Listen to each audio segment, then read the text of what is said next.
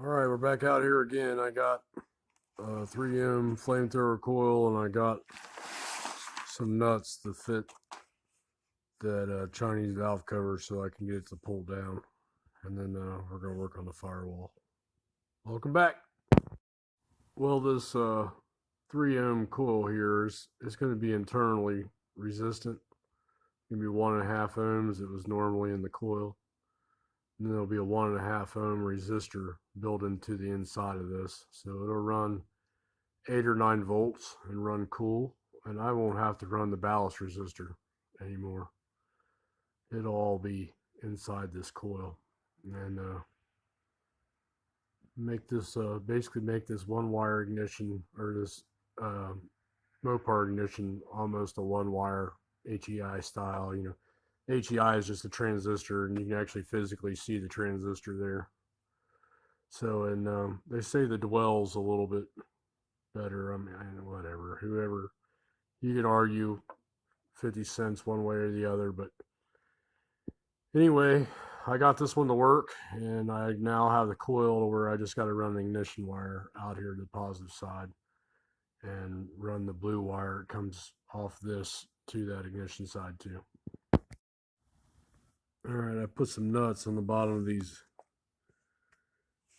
wing nut studs for the valve covers that the Chinese decided they didn't want to send with these. So now they're able to pull down once I get them started. Another one thing, sometimes when you see, this is supposed to pop off and then be able to go on different positions, but they didn't really know what they were copying, so they just copied it like this. And they didn't really actually know how this is going to go put together, so they just sent them without the nuts.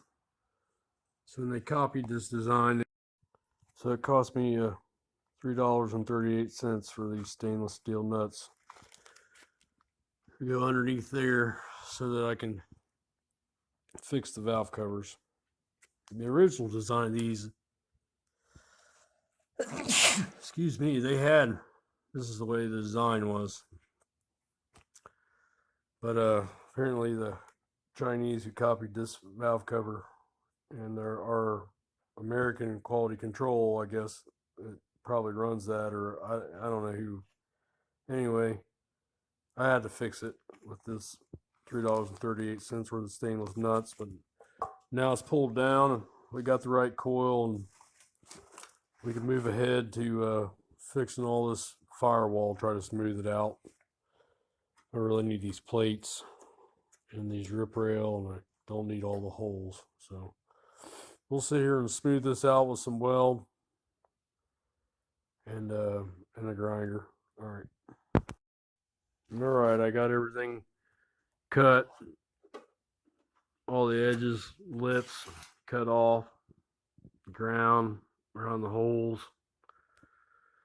You're not ready to start doing some filler work here. Fill these holes up. Now this will probably get fiberglass at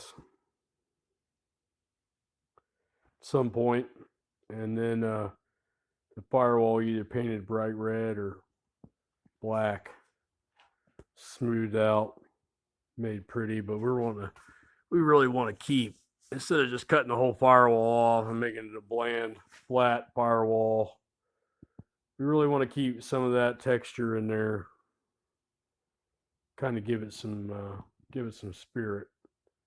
So we're going to fill this one and then do some work to it, and with some filler, and then we'll leave the patina on the outside and blacken or bright red that firewall.